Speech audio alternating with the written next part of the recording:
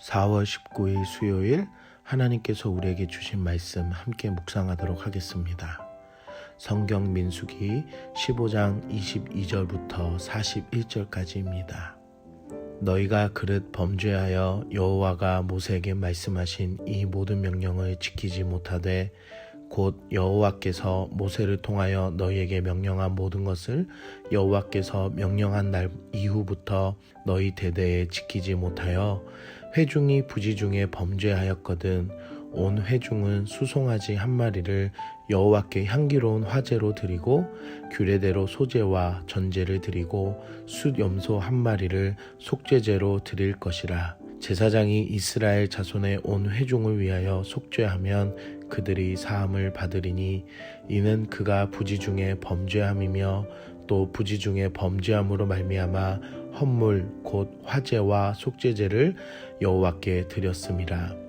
이스라엘 자손의 온 회중과 그들 중에 거류하는 타국인도 사함을 받은 것은 온 백성이 부지 중에 범죄하였음이니라.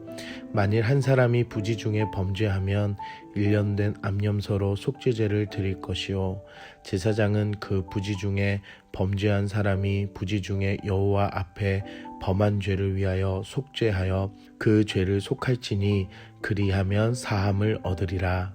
이스라엘 자손 중 본토 소생이든지 그들 중에 거류하는 타국인이든지 누구든 부지 중에 범죄한 자에 대한 법이 동일하거니와 본토인이든지 타국인이든지 고의로 무엇을 범하면 누구나 여호와를 비방하는 자니 그의 백성 중에서 끊어질 것이라. 그런 사람은 여호와의 말씀을 멸시하고 그의 명령을 파괴하였은즉 그의 죄악이 자기에게로 돌아가서 온전히 끊어지리라. 이스라엘 자손이 광야에 거류할 때에 안식일에 어떤 사람이 나무하는 것을 발견한지라. 그 나무하는 자를 발견한 자들이 그를 모세와 아론과 온 회중 앞으로 끌어왔으나 어떻게 처치하는지 지시하심을 받지 못한 고로 가두었더니 여호와께서 모세에게 이르시되 그 사람을 반드시 죽일지니 온 회중이 진영 밖에서 돌로 그를 칠지니라. 온 회중이 곧 그를 진영 밖으로 끌어내고 돌로 그를 쳐 죽여서 여호와께서 모세에게 명령하신 대로 하니라. 여호와께서 모세에게 말씀하여 이르시되 이스라엘 자손에게 명령하여 대대로 그들의 옷단 귀에 술을 만들고 청색끈을 그 귀에 술에 더하라. 이 술은 너희가 보고 여호와의 모든 계명을 기억하여 준행하고 너희를 방종하게 하는 자신의 마음과 눈의 욕심을 따라 음행하지 않게 하기 위함이라. 그리하여 너희가 내 모든 계명을 기억하고 행하면 너희의 하나님 앞에 거룩하리라. 나는 여호와 너희 하나님이라. 나는 너희의 하나님이 되려고 너희를 애굽 땅에서 인도해 내었느니라. 나는 여호와 너희의 하나님이니라. 오늘 본문은 어제 제사법에 이어 속죄죄의 규정에 대해 말하고 있습니다. 하지만 오늘 말씀에서는 특별한 한 단어가 반복적으로 나옵니다. 바로 부지 중에 범죄함입니다. 계속적으로 부지 중에 잘못을 범하였을 경우에 대해 하나님께서는 어떻게 죄를 속죄해야 하는지에 대해 자세하게 말씀해 주십니다. 그리고 어제와 동일하게 함께 거류하는 타국인들도 부지 중에 죄를 지을지라도 속죄제의 규례에 따라 사함받을 수 있음을 보여주십니다. 30절에는 부지 중에 모르고 지은 죄가 아닌 알고 짓는 고의적인 죄에 대해 말씀하십니다. 고의로 범하는 죄에서는 백성 중에서 끊어질 것을 말씀하십니다. 어떻게 보면 오늘 말씀은 부지 중에 범한 죄와 고의적으로 짓는 죄에 대해 말하고 있습니다. 고의로 죄를 범하는 것은 30절과 31절에 첫째 여호와를 비방함이며 둘째 하나님의 말씀을 멸시함이고 셋째 하나님의 명령을 파괴하는 것이다 라고 말씀하십니다. 하나님의 사람은 죄를 싫어하며 멀리하고 떠나야 합니다. 고의적으로 죄를 짓는 행동은 위와 같은 마음이므로 이미 하나님의 백성이기를 포기하고 언약을 버리고 떠난 것입니다. 만일 하나님 앞에서 고의적인 죄로 합리화시키는 어둠의 마음이 있다면 회개의 자리로 돌이키시기를 기도합니다. 그리고 32절과 36절에는 안식일에 범한 사람에 대해 나옵니다. 안식일에 나무를 한 사람을 어떻게 할 것인가에 대해 하나님께서는 그를 반드시 죽이신다고 말합니다. 사람이 우선인 인본주의로 말씀을 해석하면 이 부분은 여러분을 불편하게 할 것입니다.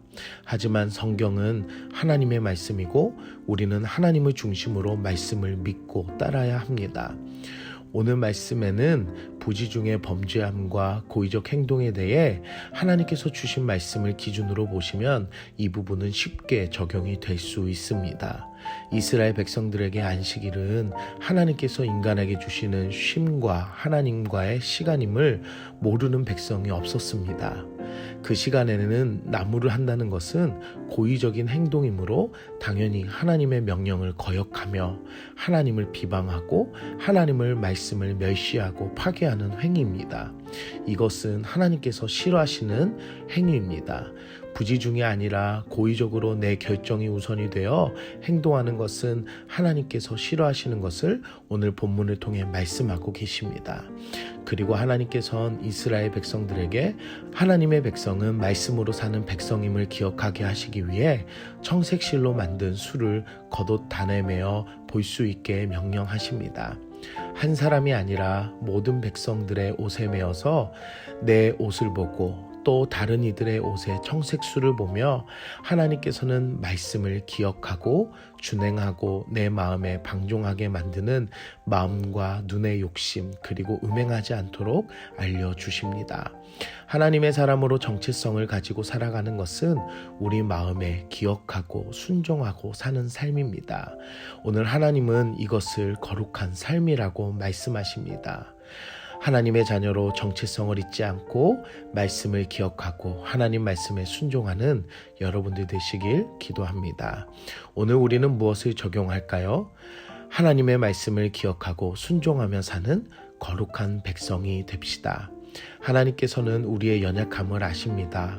그래서 더 좋은 것으로 거룩하게 살 수 있는 삶을 알려주십니다.